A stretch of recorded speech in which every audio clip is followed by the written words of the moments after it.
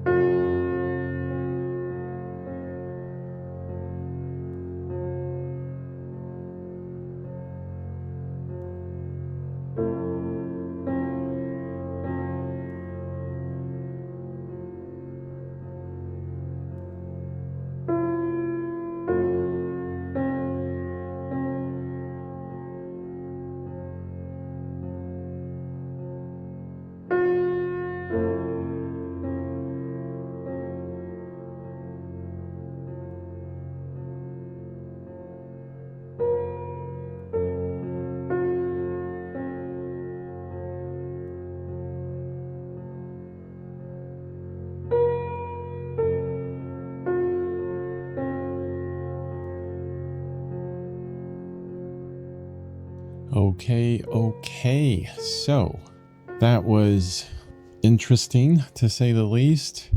One of the things I want to note for this column, I did something a little bit different. I wanted to see the transition between the 2-to-1, 1-to-1, and 1-to-2 mixtures, basically get an idea of the beginning of each of these columns. Before I started this column, before I began adding white to the mixture here. So that's what you see here. This is the green. This was my 1-to-2 mixture that will go here.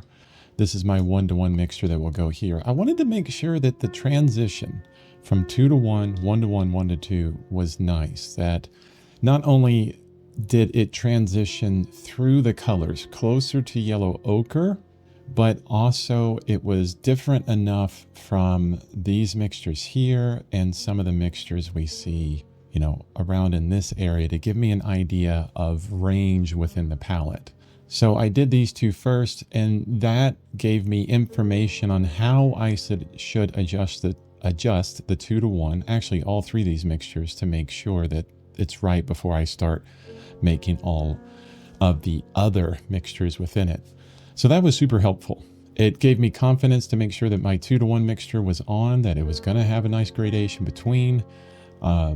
I wish I did that here with the transparent red iron oxide to phthalo blue, because then this column would probably be a little bit closer to the phthalo blue side. Here, I think this column is a bit too close to transparent red iron oxide. That's why I did this transition here and also that transition in the middle and the margins there.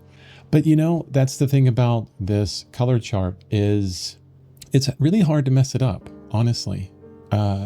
Doing the mixtures, even if they're way off, you know, whatever that means, you learn a ton. By this time, I mean, I've already done 10 columns of these mixtures.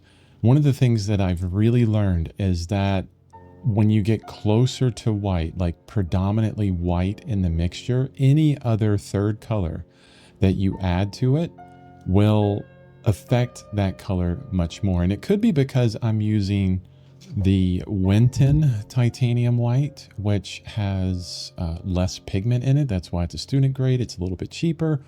I can use a ton of it though, so that's okay.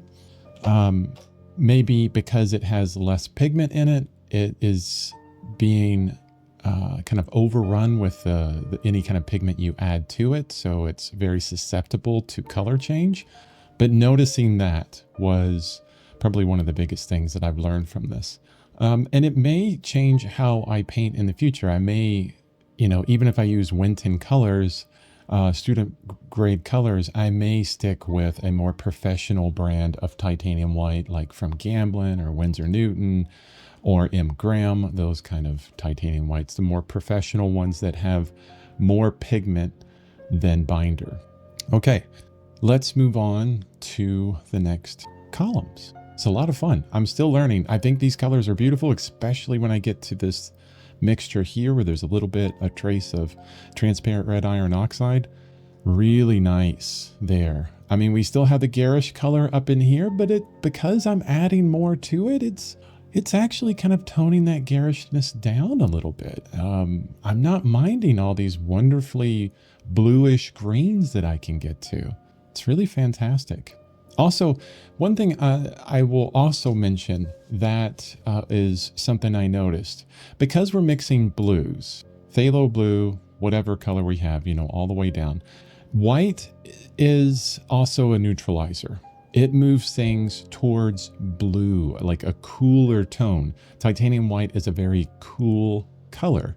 So you have a blue, plus you have a titanium white, and then whatever third color you put in there, like yellow ochre. In this instance, yellow ochre is really fighting with two different colors. It's fighting with the blue plus the titanium white. Those other two colors are making it go to blue a lot faster. So on at least these mixtures here with a lot more white in it, I did add just a little bit more yellow ochre. That way I can get some difference in them. What I do see is like this color and this color, almost exactly the same. I can barely tell the difference between them. It's pretty interesting because that's 1-to-2 transparent red iron oxide, right? Plus a trace of yellow ochre, which that's basically has the same exact mixture. These colors are exactly the same. Okay, enough of that. I'm going to go on to the next columns. Yeah.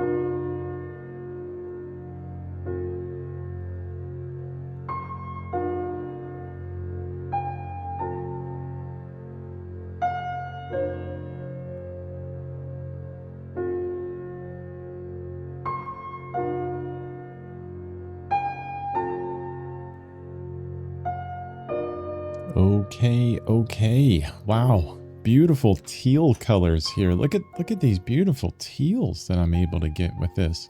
For this mixture, I did, as I was making up the combination of white for the 1-to-1, I started adding a little bit more yellow ochre to these mixtures. I wanted to separate it a little bit more from that 2-to-1 mixture and get it closer to this like army green color that we're going to have on the next column.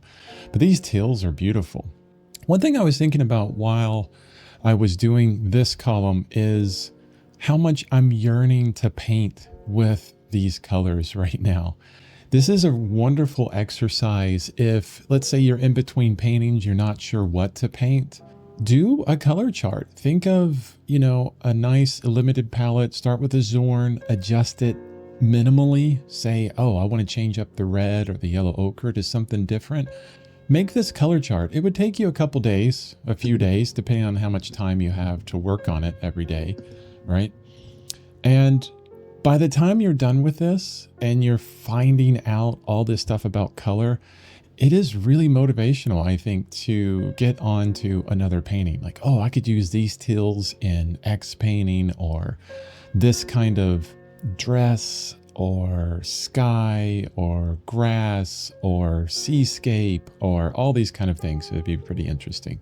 What would these teal colors look like next to all these very warm colors in a painting? That would be fantastic to think about.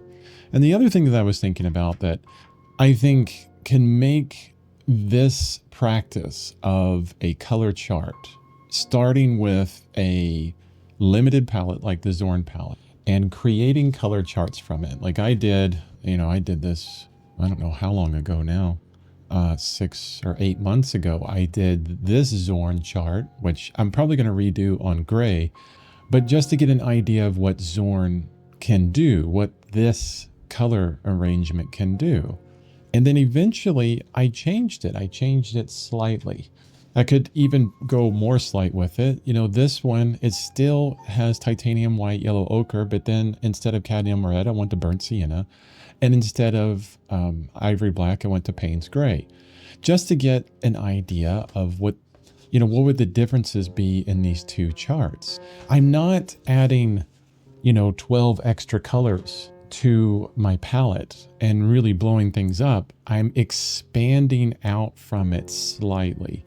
I painted with the Zorn palette alone for about 30 paintings. And then from that, it informed me that, I wanted mixtures that were a little bit more bluish or bluer. So I added the Payne's gray, and I wasn't using the cadmium red as much. So I wanted a red that was a bit more muted. So I went with burnt sienna, made a color chart about that, did a bunch of paintings with that, and continually expanded. Now I'm expanding more. So instead of Payne's gray, phthalo blue, instead of burnt sienna, transparent red iron oxide. And as I do this, as I expand out and do charts with the expansion of this limited palette, I'm collecting these. I'm collecting these charts. Now I have 3, and I can still have those up next to my easel. And then anytime I want, let's say I have the Zorn palette, but I'm painting a subject that calls for teal. Easy. All I have to do is add phthalo blue. And I have the Zorn plus all of this possibility as well. I don't have to add transparent red iron oxide and cadmium red and all these extra colors to get that. I know what color I need to get out of my paint bag to reach what I need to reach in the painting, right? Or I could stay with the Zorn and limit myself, right? Or I can expand. But it's this slow expansion out of a limited palette that I think allows us to grow slowly. And with that slow growth we get more understanding about these colors and how they work together. It's much different than starting with a palette that has 20 different colors on it. And then as you're doing paintings, trying to figure that out. It's too complex. There's way too much information. You don't understand the mixtures.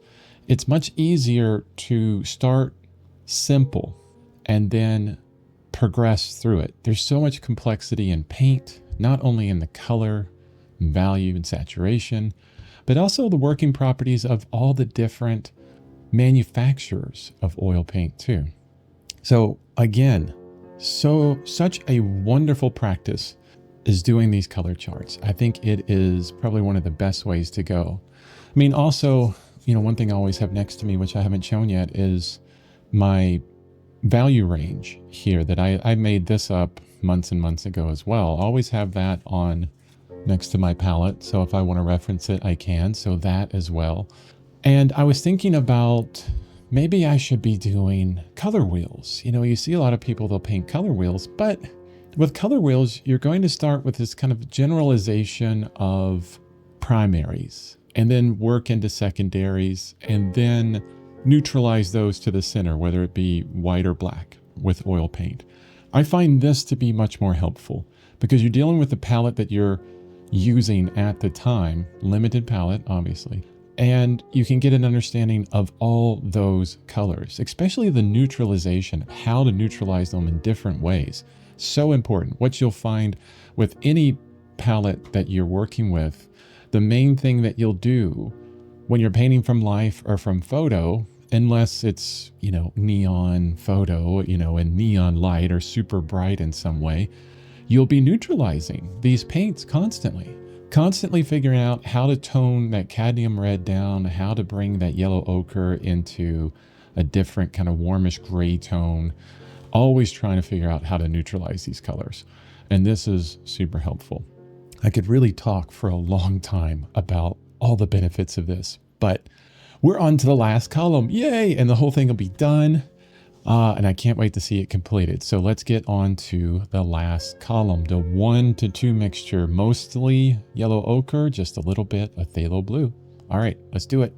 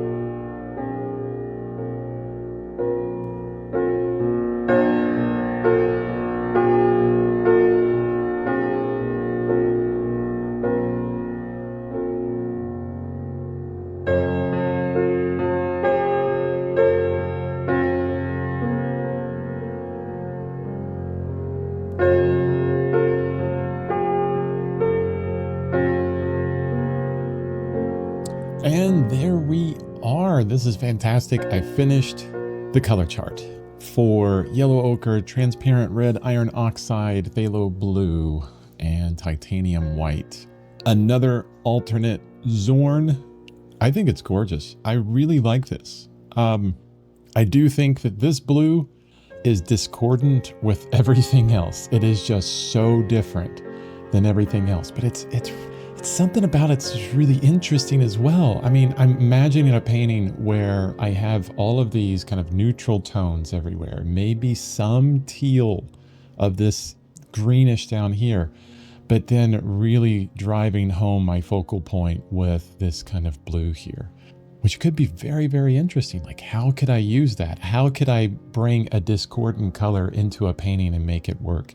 That would be a wonderful challenge. So I learned so much on this. I mean, this is probably, I've done these over the years, but recently this is my third color chart that I've done. And it's interesting how much I can learn every single time I do them.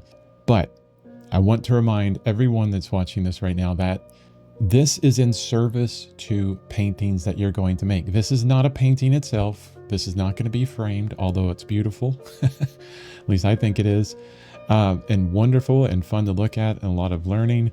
Next thing to do as this dries, I'm going to I'll probably move it up there somewhere on my drafting table so that I can see it. And the next paintings are going to be using this palette.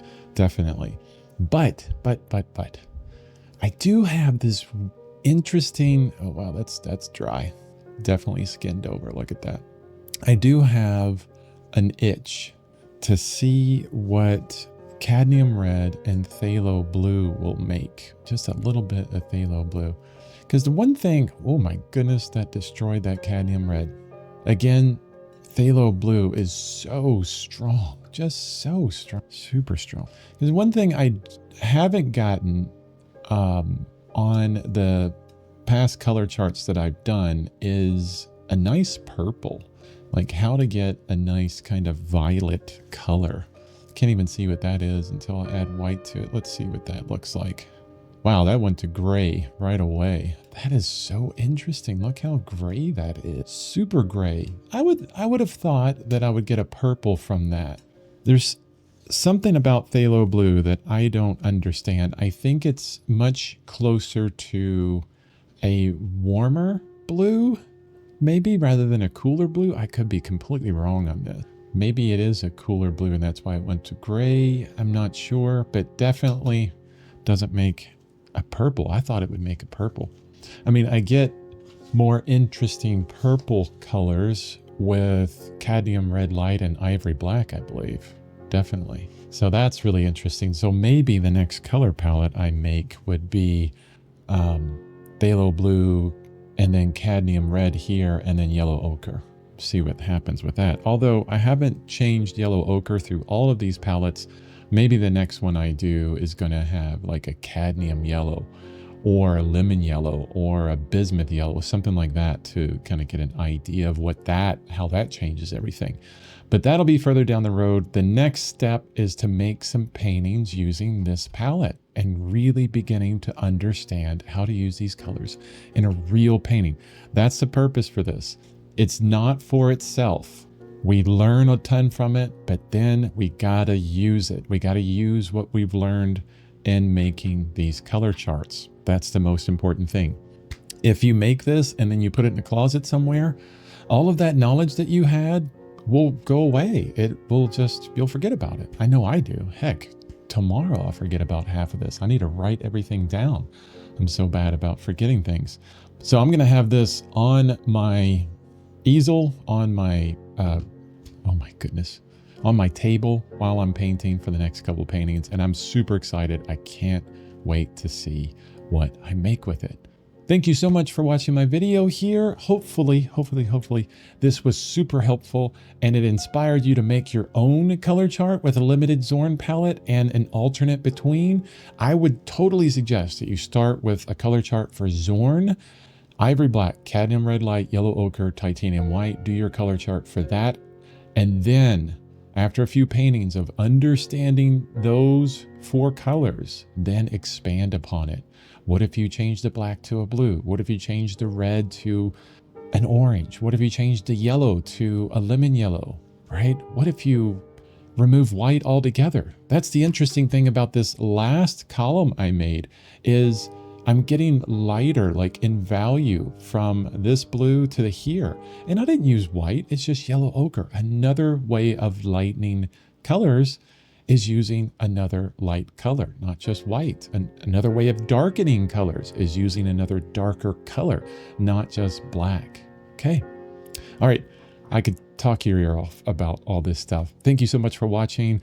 If you're interested in more of my art and the paintings that actually come out of this, check out my website, chrisbevan.com, link in the description below. If you have any questions about this, please ask me in the comments or go to my website, shoot me a contact form from my website. I usually respond to those with more extensive replies because you took the effort to actually go to my website and do that. But I like replying to all the comments on YouTube anyways. So thank you so much. Have a wonderful rest of your day. Bye-bye.